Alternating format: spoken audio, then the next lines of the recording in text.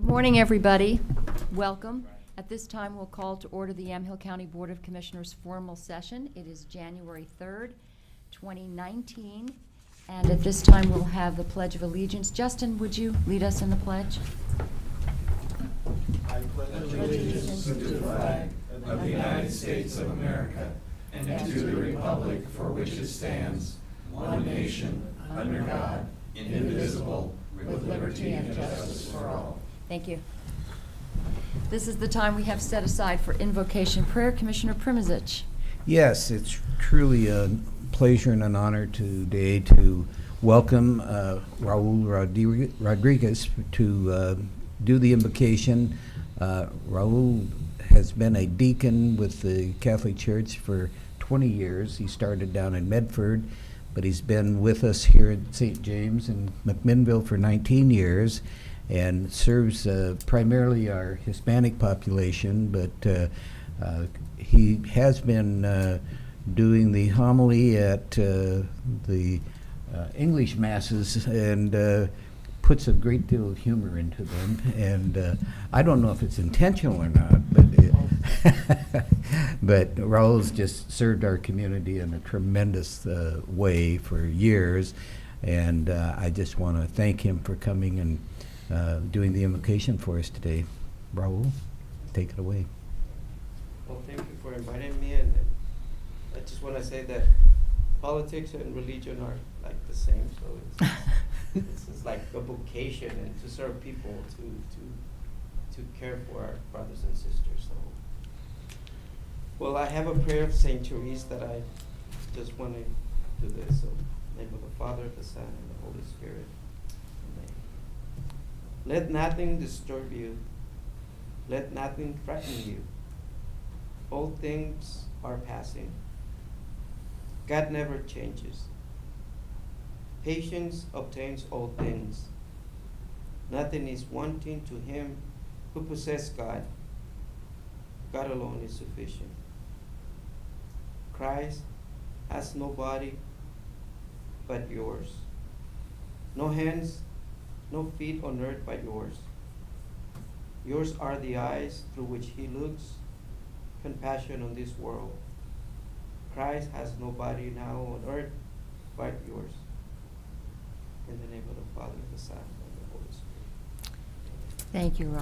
Thank you, Raul. Thank you very much. Thank you for being here. Appreciate it. I do want to mention that this is Commissioner Primizic's last formal session. We'll have some comments about that later because I think it's probably a better idea to do that at the end than in the beginning because we saw what happened last week when we tried to do that. So anyway, Mr. Mannix, saved by the bell.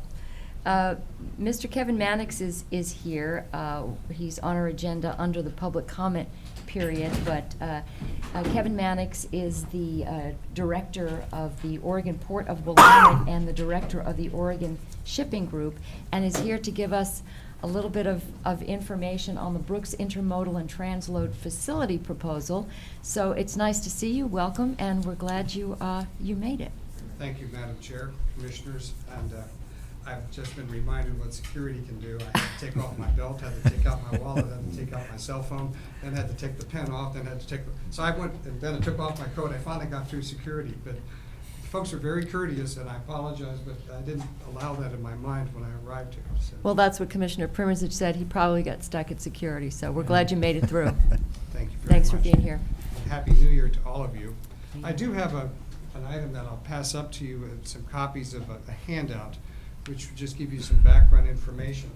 And I know I should limit this to about 5 or 6 minutes, and I want to be sensitive to your time. I'm here on behalf of what's called now the Oregon Port of Willamette, which is a proposed intermodal facility for Brooks. Brooks is an unincorporated community, so we've formed separately the Brooks Community Group, which has got about 56 businesses and citizens that are participants in the Brooks Community Group as a civic organization, because as we've worked with the Brooks community, we found that we wanted to get people together. So I'm informally also working with the Brooks Community Group, which is a nonprofit that's now looking at what we can do for the Brooks community. Granted, it's in another county, but we wanted Yamhill County to be aware of this project because it's a major proposed transportation facility for the Willamette Valley. The legislature appropriated $25 million to fund the establishment of an intermodal facility for the Mid-Willamette Valley. And they set up a competitive process where applicants could come in and propose the project. And there were 5 applications submitted back in December of 2017. The Oregon Department of Transportation reviewed those 5 applications and chose 2 finalists back in February. One is from Millersburg, being proposed, backed by Lynn County Commissioners and the city of Millersburg, and it's at the old International Paper Mill site in Millersburg. The other finalist is in Brooks, and this is the project that we put together as the Oregon Port of Willamette. We chose that name because the idea of this project is to be the heart of a rail transportation system for the Willamette Valley. And one reason I'm particularly interested in being here in front of the Yamhill County Commissioners is over time, we think that rail connections short line rail connections need to be strengthened and improved so that we can get as many trucks as possible off the highways. The intermodal project for the Mid-Willamette Valley is designed to help our farmers get their product to market. Their first target, so to speak, is getting up to Seattle and Tacoma to get containers on ships to be shipped out to the Pacific, because the Port of Portland is really no longer in the container shipping business. They may move a couple of hundred containers a month, but it's nothing like the 330,000 container units they moved back in 2003. And they basically backed out of that business, so the question is, what do we do? And right now, what folks are doing is they're trucking their product either to the northern part of Portland to a yard called Northwest Containers or to a T6 yard, but that means they're trucking through Portland, into Portland and through Portland to get onto rail to get to Seattle, Tacoma. So the Portland community is happy to see something being done in the valley so that folks can get onto rail before they get to Portland, so they're not contributing to Portland congestion. Now, the farmers in the Willamette Valley in particular, as exporters, will be happy to see a facility where they'll have a predictable and reliable schedule where they can get their containers there and get them on rail in Brooks, that's our proposal, or if Millersburg prevails in Millersburg, to be shipped initially to Seattle and Tacoma to get to the docks there and to be shipped out to the Pacific. But we're also looking at other elements of our agricultural community. Our nursery business folks are still largely trucking to the interior of the United States because the first-class railroads have not always given them the predictable service that they need. So they use refrigerated or regular trucking to go all the way to the East Coast even. And one of the things to be looking at for the future is how do we build trains of nursery products so that they're large enough and they have enough priority that they can get to Nashville or Chicago or somewhere where there could be a further distribution by truck. So our project is looking at first Seattle and Tacoma and how we help our farm community get their products out into the Pacific, but we're also looking at over time how we help our farm community get their products to the interior of the United States. And the bottom line is having a system and a facility in Brooks, as far as we're concerned, where folks can receive product by container and then ship it locally by truck, or have trucks bring in containers to be shipped out to the Pacific. We've written up a comprehensive proposal. There is a website, Oregon Port of Willamette, which has the entire 540-page proposal, which was submitted on September 27. The Millersburg folks also submitted a proposal as of September 27, and they do have a website for the Millersburg project. The folks at ODOT had sent this out for a third-party review. We received additional questions from the Tioga group, which is doing this third-party review, and on November 15th, we submitted 30 pages of answers to the questions, which I was pleased to see that they really had read the entire proposal and they had very detailed questions. We put the questions and our answers on our website also. The Millersburg folks have not, but they also had questions and answers, I assume, but those have not been published. But you can find our responses to the Tioga group questions on the website for the Oregon Port of Willamette. I'm mentioning this because we're in a competitive process, and we're pleased to see that the Portland and Western Railroad, which we are relying on as our connection with the Burlington Northern and the Union Pacific, it's a short line railroad here in Oregon, runs right by Brooks, also has lines here in Yamhill County. They're one of only 4 railroads in the United States that just got certification for the positive track control system, that they have completely installed this on their lines. And that's to avoid collisions, to avoid derailments. It's the dynamic for the future.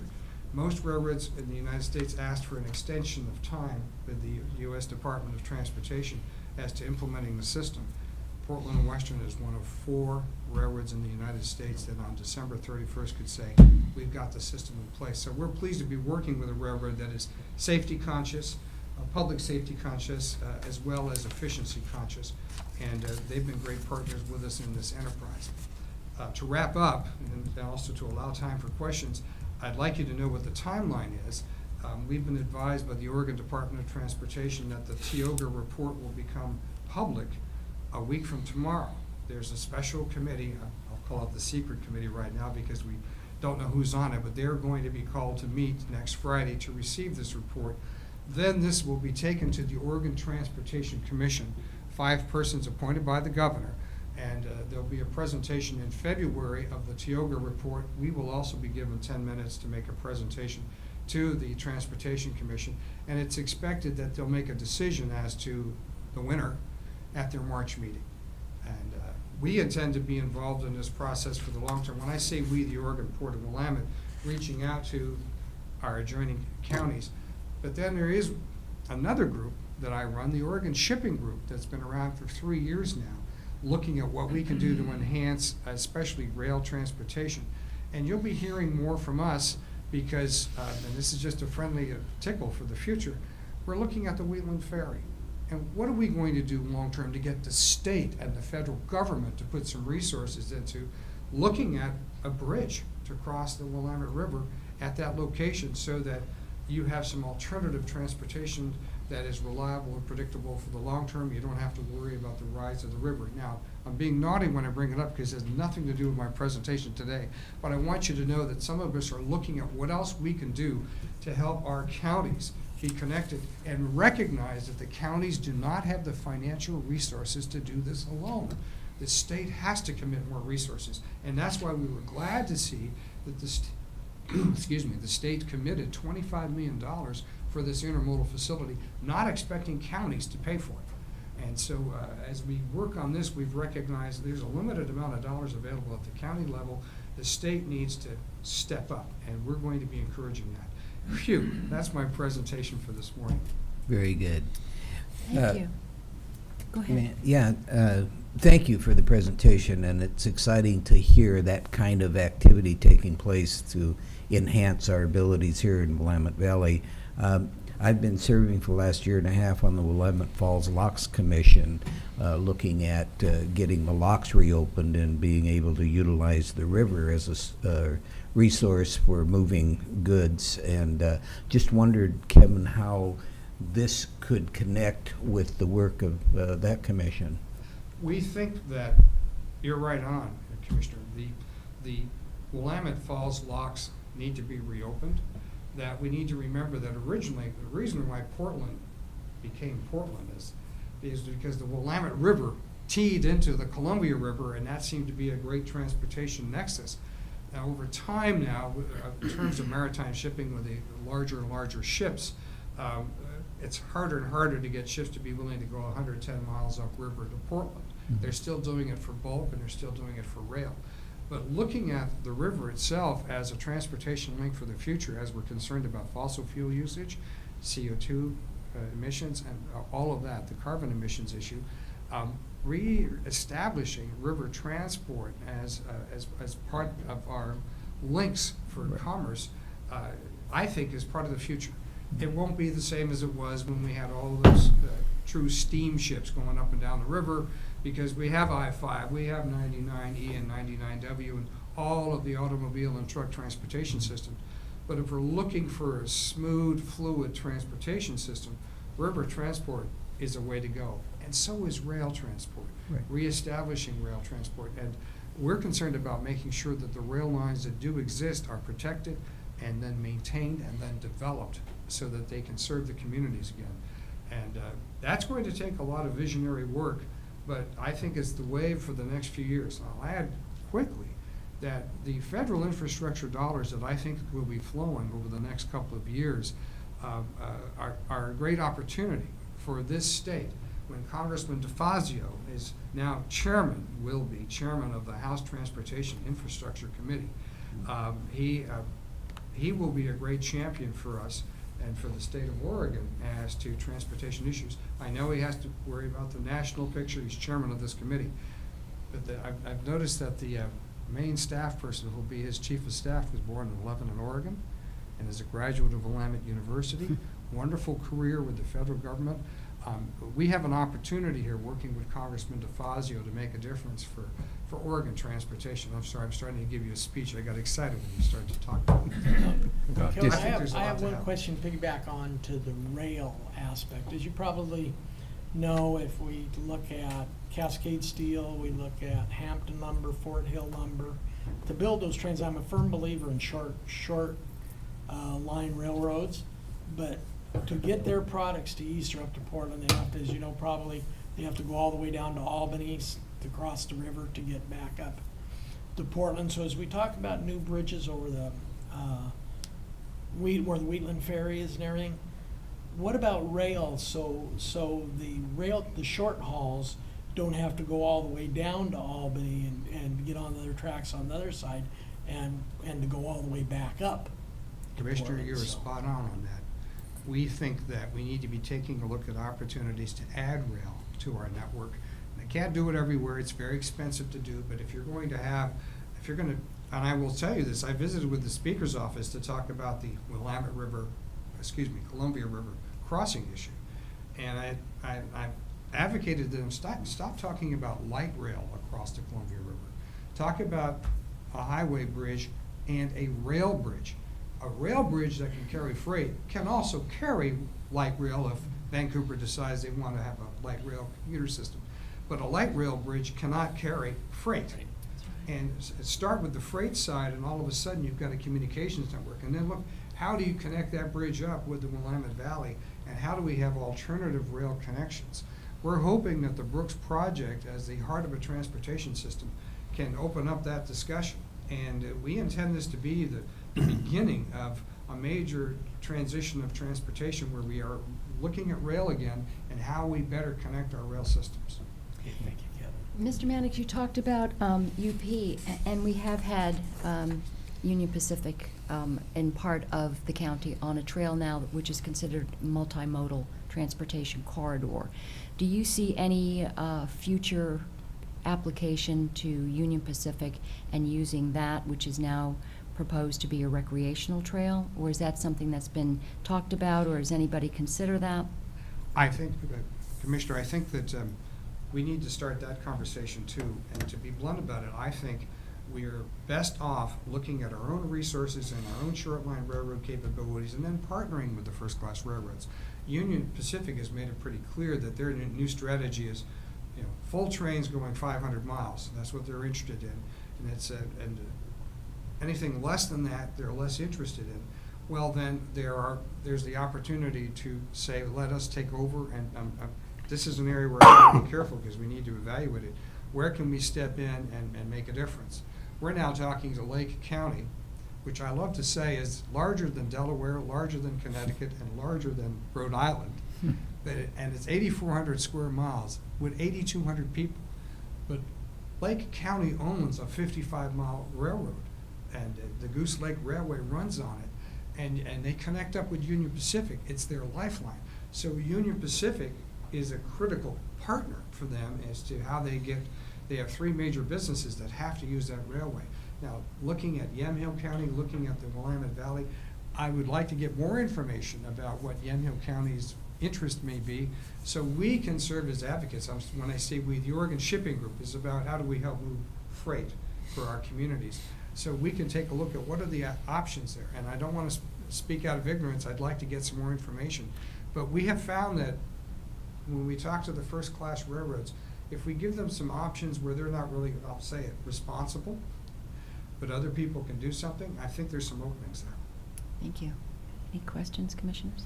So is there anything that you would like us to consider going forward in terms of getting back to you, or any action steps that we would need to consider?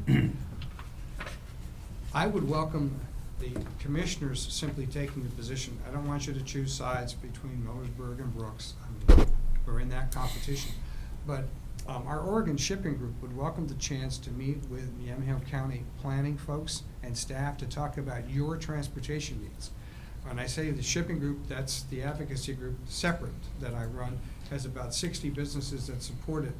And if the commissioners let the county administrator know, we're happy to come out and sit down and look at what the needs are and brainstorm about what might be done. We want to be advocates to the state.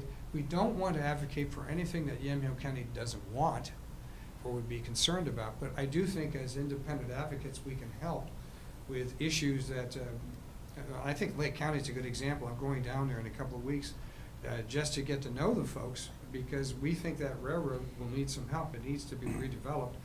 Everywhere we go, what do we do to help out with rail transportation and its connected truck transportation? I'm sorry, I get excited about this because I've only been involved in transportation for 3 years, and I do think it's an area where there can be bipartisan support for some transformative changes in our infrastructure. Well, Commissioner Primozic is our go-to person for those issues, so if you want to chat later, he's our guy. I will be coming back if that's all right, Well, privately to visit. Okay. Yeah. Well, Commissioner Primozic is now going to be leaving the commission, but I know if you stay in touch, he'll be a wealth of information for you. Will So, do. any other questions? No Commissioners? questions. Okay.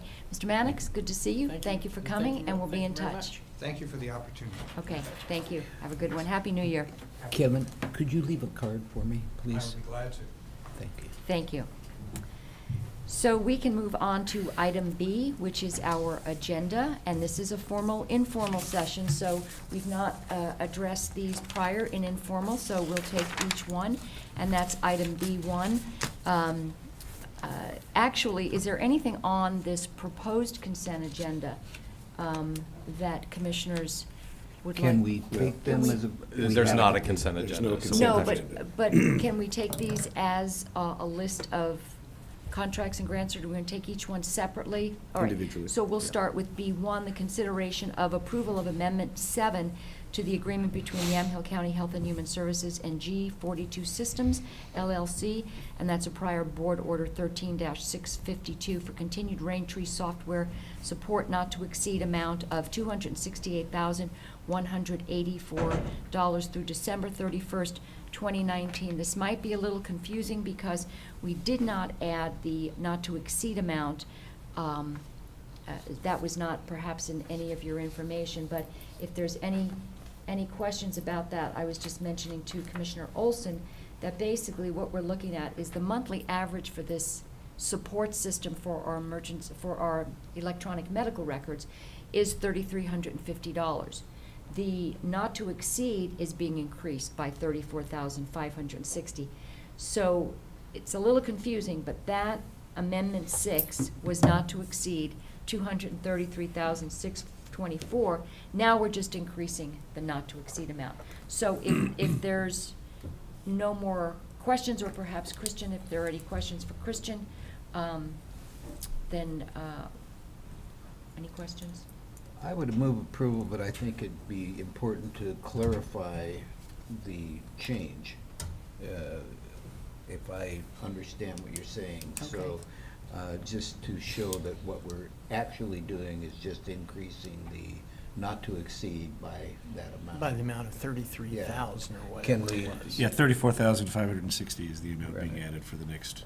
I just calendar think year. that makes it a little clearer as to what the action is we're actually taking here, if that meets Sure. with everybody's approval. So do we but, want to, so do you want to make a motion, and then we'll include that to add the? I would make a motion that we approve item B1 with clarification that what we're approving is the increase of the not to exceed amount by 34,000 to. 560. Right, to the amount 268,184. I think that just is more clear. I know it clarifies it for Okay. me, too. All right, so we have a motion to approve item B1, adding the not to exceed amount increase of $34,560. Is there any further discussion? No. Hearing none, all those in favor signify by saying aye. Aye. Aye. The motion passes. On to item 2, which is the consideration of approval of an agreement between HHS Public Health and Oregon Health and Science University for the placement of student nurses for clinical internships. And that would be effective starting today, January 2019, through January 3rd, 2024.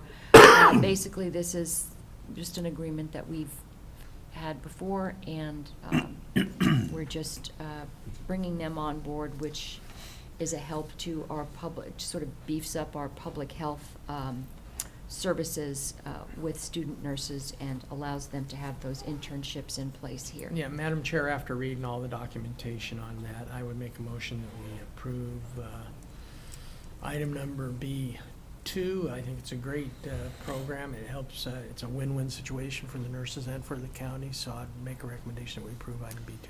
We have a motion to approve item B2. Any further discussion? Yeah, this is a renewal of an existing program, right? Right. No. I'm Okay, fine. no further discussion, then all those in favor signify by saying aye. Aye. Aye, the motion passes. On to item B3, the consideration of approval of amendment number 1 to agreement number 152838 between Yamhill County and the Department of Human Services per Board Order 17-23 for behavior support services retroactive to December 31st, 2018 through January 31st, 2019. Does anybody have any questions about this particular I just, item?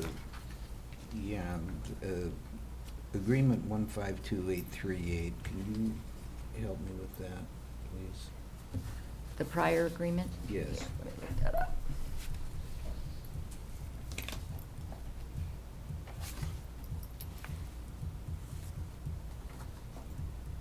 Okay, so,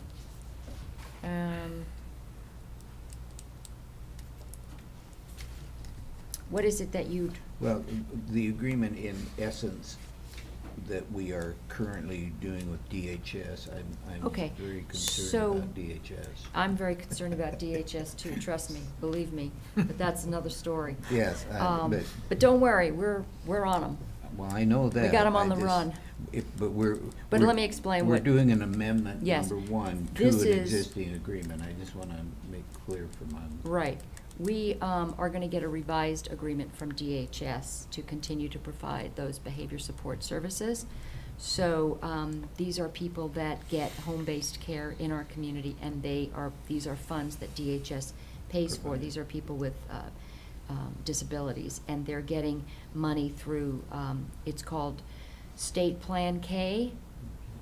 Plan K covers a host of different things for families who have kids with special needs, and something called independent choices. So this is in our budget, and this keeps people home. And we have these programs in our county, Polk County, Marion County, and we have people, behavior consultants that work with the families that are getting this money. So this is an agreement that we've had with them.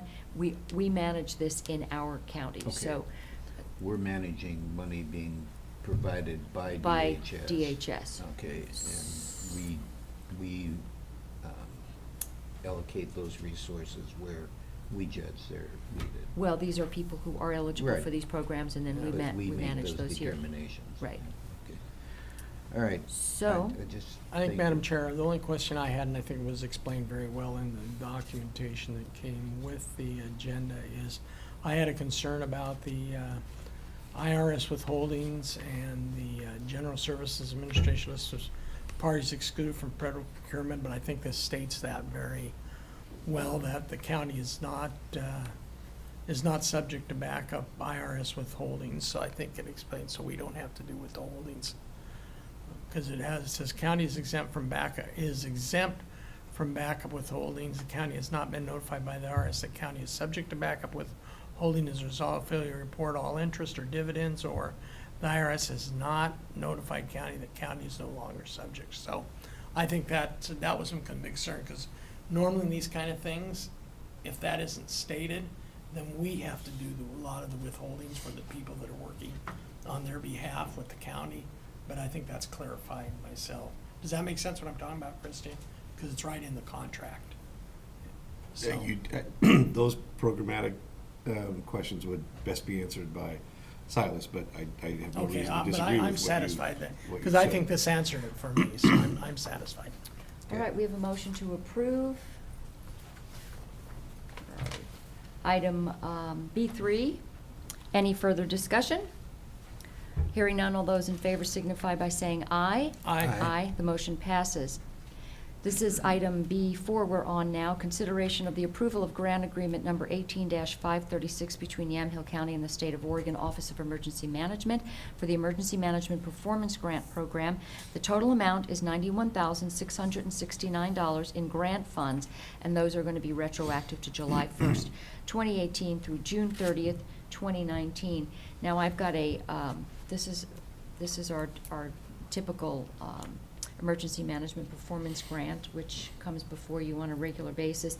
I do have a breakdown. It basically is just sustaining and developing the core services of the department as it exists now, and it has to do with personnel services, and it pays for salaries and supplies and maintenance costs and things like that. And the total is $183,338. So I have the breakdown if anybody wants to look at it. And it identifies the tasks that are to be performed in this particular grant. Madam Chair, I would move approval of item B4. Okay, we have a motion to approve item B4. Any further discussion? No further discussion. Hearing none, all those in favor signify by saying aye. Aye. Aye, the motion passes. Public hearings, we have none. Announcements. This would be the time for commissioner updates, if you've got anything you want to share. I don't at this time. Okay, couple of things, want to let you know, I've been receiving, I don't know if anyone else has been receiving, emails from people who are devastated by what's happening because of crime and arson, well, I shouldn't say arson, I should say fires on properties, rural properties in the county, and ending their emails with "please help." We know that one of the real restrictions that we have in the county is that the county law enforcement and planning has to abide by the Oregon's landlord-tenant laws, which means if somebody decides to squat on your premises, they can, develop or sort of own the mantle of tenant, and then good luck trying to get them out. But I know that the county has worked very hard to try to mitigate this situation. I don't think that's enough, so I've talked to the sheriff, talked to Representative Noble, and we're going to hopefully try to make some tweaks to that Landlord-Tenant Act so that you can't just become a tenant because you're squatting somewhere. Absolutely terrorizing people on Hendricks Road. Fire, crime, thefts, all kinds of stuff going on. And if you look at the call log to that address, not only is it unfair to the homeowners and the property owners, but it's unfair to law enforcement who have to respond and put their lives in. I mean, this is a picture of the conflagration. This is from a neighbor across the street. And so anyway, that's one of the things I'm working on. We're finding that a lot of the stuff that we can't fix here is because of what the state requires us to do. So we're working on it. Fortunately, we have a friend in Representative Noble who will be the vice chair of the Human Services and Housing Committee in the legislature, and we're putting him to work. He's got a DHS bill he's going to push forward, which basically says we can do it better. He's also going to work on another bill which will say government can't take your property without just compensation, and also to tell the squatters to get out. So that's just my update, and Yeah, I have a question. And- I'd like to follow, go ahead, Ken. go ahead. No, go ahead. I'd like to follow up on that, since that's the big piece of property, and the one I know, the one that was the conflagration, two of them now in the last week and a half. That is under county, there's a county order from the planning to clean up that Yes. property. Under that provision of our cleanup order, could we keep people from, on that particular property, keep people from squatting on that particular property? Do you want to address that? Because I know that Todd has said that they've issued that eviction notice, and the new owners, because it's been sold, they've got dumpsters out there, they're cleaning it up, but that doesn't preclude the fact that you have people who, you might give them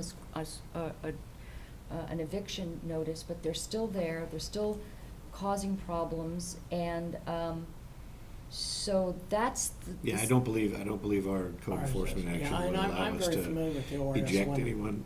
I did have a brief conversation with the sheriff. I believe the time period by which they need to be off the property is approaching in the next couple of weeks. And Yeah. after that, I think law enforcement will be able to take some more direct Because what my action. wife does, I'm very familiar with the ORS 190s, and we have to get trained every year for like 16 hours of training on the tenant landlord laws, which are the ORS 190s. And you're right, you just don't. And those laws do need some tweaking. Those laws do need some tweaking. So fortunately, the sheriff has talked to Sheriff Myers and talked to a number of other sheriffs. And Todd Sadler says this is something that's need to be fixed for a long time because you can't, our hands are tied in the county. Yeah. Everybody wants us to fix it, but we can't. There is a time limit. Yeah. A time period that needs to be allowed under current law. And I believe that that's potentially what they're looking at, trying to adjust or make some changes to. Yeah. Well, it's a very expensive proposition Very for the expensive. county with the personnel that Mhm. are utilized in trying to deal with the problem. And it just continues to exacerbate itself because we don't have the ability to take definitive action in a timely manner. So it is something that needs to be dealt with and rectified, so. So, I want to say thank you to Commissioner Primozic. I know last night there was a gathering of people who came, and it was, people who drove, commissioners who drove from Wasco County, commissioners who drove from Marion County. Everybody in this county showed up to show what I think could only be just a real outpouring of love and respect for you. And you're going to be missed. Madam Very- Chair, Very much so. because before we get into the announcements too much and, also wanting to recognize that, because we are in a, this is a combined informal, and I saw that Brian was here, our county clerk, and I wasn't sure if he had, if he wanted to come forward under other business and if Oh. he has something to bring before the board. I was wondering why you were here. It's Yeah, always why so are good to you here? see Why you. are Not to But- put Brian on the Why are spot. you here, But- Mr. So- Clerk? Yeah, okay, well. Sorry, I was thank trying you to for get in that. before we got too deep into the announcements. Sorry so- about that. I We had adjourned yet. jumped the so- gun. So, other business. So that would be Brian Van Bergen, our clerk. Hey, Brian, come on forward. Tell us why you're here. We leave the best for last anyway, Brian, so. Well, a number of things. We're super excited to see Raul this morning. We're long friends from a long time ago, so Oh, it was awfully good to see him catch up a little bit. Also glad to be here on Commissioner Primozic's last day. Sorry. Stan is a great guy. Commissioner Primozic, honored to have worked with you.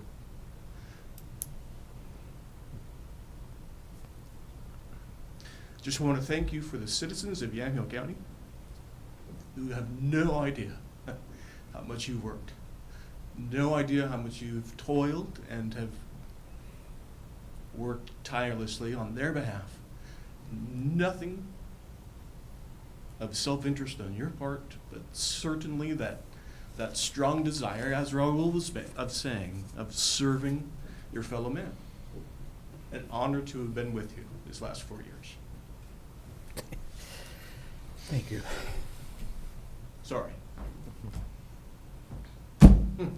So those of you that have been here for a while know that the clerk's office does elections, and one of the major changes that we've made in our office is migration from one vote tally system to another.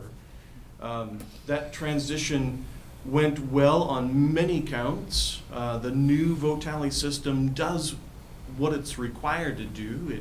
It tabulates votes cast. There are many benefits to the new tally system that we were longing for that unfortunately did not come to fruition. And we've been in contact with our former vendor, and we've received a soft offer from our former vendor for us to come back to their system for no more outlay of cash than we would have paid in a yearly subscription service to the new system. So I do not have a hard offer to share with the commission, nor to share with Christian yet. I wanted to present the concept to you in an informal session to get your feedback, to hear if you had major concern of moving back to our old vendor. If you don't have major concern moving back to the old vendor, then I will ask them to formalize their contract and present that to us. The core concept is migrating to a rental rather than a purchase. So we would be spending $24,000 a year on the rented system rather than from Hart Intercivic, rather than spending $24,000 a year on a software license support for the current Clear Ballot system. So those are the two ways forward that we have available to us. If none of you have concern about that, I will ask them to formalize that and present that to Christian for reviewing of that contract, and then move forward. Brian, can we, and I think this is something that we should have further discussion on. I certainly don't feel qualified to make any kind of, recommendation on something as technical as that. But I have a couple of questions of how, so we would be going from Clear Ballot back to Hart. Where is Hart in terms of usage throughout the state, counties that like it, user satisfaction type of thing? How does that stack up? Clear Ballot has the largest counties in Oregon and some of the smallest. Clear Ballot now has about 12 of the 36 counties. Hart has 3. Hart has 2 of our largest neighbors. Marion County Clerk's Office uses the Hart's new system, and Clackamas County uses Hart's new system. So 2 of our larger neighbors are using the Hart system that we could then pair up with during a catastrophe or some of those concepts. Their user satisfaction is growing. It was not firm. It was not perfect with their initial launch. But with their updates, they're both much better than they had been. One of the reasons that we went with Clear Ballot is because Marion County had a poor experience with their first out-of-the-box experience with the new system. This last election, both Marion County and Clackamas County had a much better experience. So with Clear Ballot, what are the issues that we're having with Clear Ballot that would make us want to jump ship? One of the selling points to Clear Ballot was what they called the write-in tool. The write-in tool was supposed to capture in an image the name that a person would write on the ballot if they didn't like any of the contestants that were on the ballot. You could write in Fred Flintstone. Clear Ballot's sales pitch was that their system would capture that area and present that to our users, our election board workers, for further discussion. In reality, that is a separate component, not integrated with the core system. So it is, in the end, much more cumbersome to use than what we had been using with Hart. Hart's version of that is incorporated into the core program. So it's faster and more reliable. Clear Ballots is prettier, but since it's separate, it has to be done separately. And during the primary election here in Yamhill County, we couldn't actually start processing write-ins until after Election Day, and it went downhill from there. It took us 2 weeks after Election Day to finalize all the write-ins. challenging to say the least. Yeah, Brian, I'm not gonna get into the technical aspects of the system, because you're the clerk, and I certainly don't know the technical aspects of a voting system. Mine are more of questions I guess I'd have, and you might have the answer to these. Christian, Ken may have the answer to these. Was it, when we went out with RFP, or when we signed the contract, was it not clear that that was was it clear that that was a separate component, or did the contract state that it was included in our costs? I mean, There were a number of modules that were supposed to be included in the core project when we purchased it. The write-in tool was supposed to be an included part. The election night reporting, if you see the acronym ENR, you'll know what I'm talking about. It's the fancy way of displaying the results after the fact. That was also supposed to be incorporated. It is not even today ready for release. Another concept was on-site ballot-on-demand printing, where you're supposed to be able to have a voter come into your lobby. They just spilled spaghetti on theirs. You're supposed to be able to print on demand a replacement ballot. That component is still not ready for the mainstream. It is still in beta testing in some counties. We do not yet have it. So there are a number of these modules that were supposed to have been included that still aren't. We were supposed to have been delivered an update to the software in December of 2018. Our latest communique from Clear Ballot is that we will likely see it in February of 2019, which is just 2 weeks before we need to create ballots for our May election. well, my concern is it seems like there's some contract issues, number one. Because if they aren't performing, if their contract, what we got wasn't what their contract says we were getting. My big thing is the money we've already put with training and installing software and your staff and moving forward. If we move back to hard, we basically lost that. $150,000. Yeah, we've lost $150,000 because something that I look at really wasn't our issue. So that's what concerns me. It's not the software, whether we use Clear Ballot or Hard, whichever is the best to use. Mine is really a contract, the money we've lost because we went to Clear Ballot based on something that we were told or the contract says it would do, and it won't do. So And that would be for our county that's council what I said. So to take a look at. That's more of and a staff, I think. I thing think to it, look at. I think it behooves us to look at that. I do too. And recapture those dollars, but if the system isn't functioning, the clerk is the best one to make that determination. Well, that's what I said. I agree Yeah. with that. And I certainly think that this does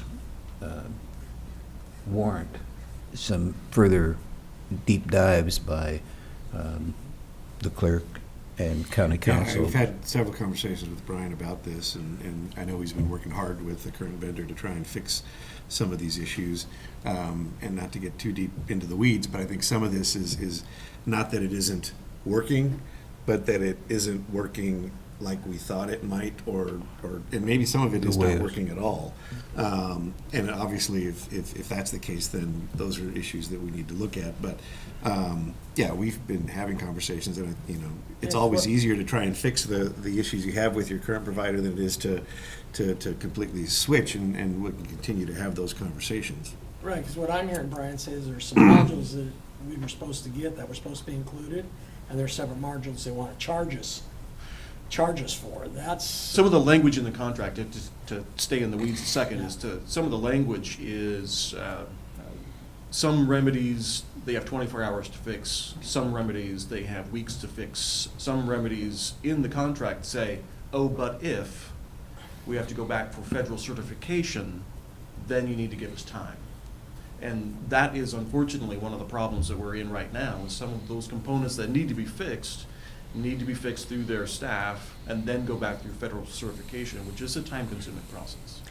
I agree with Commissioner Primisich. We need to put in the best system, but use the clerk thinks gets the best job done for us. I'd hate to go to Hart, because I understand the Hart system that Marion County, Clackamas County went to is basically a brand new version of their software, so we don't know what issues that new version may have either. So I'd hate to go back to Hart and end up with the same kind of issues with their new system that we ended up with Clear Ballot. So I think it deserves definitely from you and our county administrator and legal counsel a little bit more of a deep dive of what.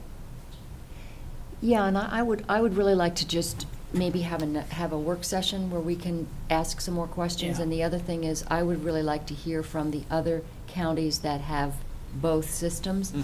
And I know that since more counties have clear ballot and fewer counties have heart, why? And why have they made those decisions to stay? So those are my only questions, but I think we should just maybe schedule another informal work session and ask all these questions. I sure appreciate you bringing it to us. Thank you. Brian. You betcha. Concern. Thank you all for for being, hearing me. thank you betcha. for being here. We appreciate it. All right, thanks, Brian. And thank you for your kind words, sir. Thank you. All right. Commissioner Premazich, did you want to? Well, I just, this is my last formal session as your commissioner, and all I can say is this has been my 5th career and the most energizing, rewarding, and just uplifting position I've held. I've done a lot of things in my lifetime. I was saying last night, my wife and I sat down. This will be, since I was 9 years old, which is a lot of years ago, this will be the first time I've been unemployed. And it's kind of a novel sense. So I hope it doesn't last very long, because I'm certainly way too young for retirement. Yes, you are. But this has been just the people in this county work tirelessly for the citizens of this county. I've been so impressed with the staff. All of the people have such a commitment to our citizens, and it just it makes me want to work even harder being around the people that I work with, and I really appreciate the way they've been patient with me and helped me to learn, and been willing to hear my opinions and then turn around and do it the right way. It's just been this is such a great group, and the people last night who worked on putting that reception together, I can't thank enough. It was just a very heartwarming and beautiful time, and I'm going to miss this, but I'm not going anyplace, and I'm going to try and find ways to utilize the relationships that I've built over these last few years to further enhance life in Yamhill County. And I spent 24 years on the school board. I was hoping to spend at least half that amount of time as a county commissioner, but since that's not the case, I'll do it some other way. But I'm going to stay involved, and so I hope I don't become a pain, but I will be a source of irritation. But I just want to thank you very much. It's just been great. Thank you. Okay, so with that, we will wish you all the best. You're a gem. So we'll adjourn today's meeting. Thank you.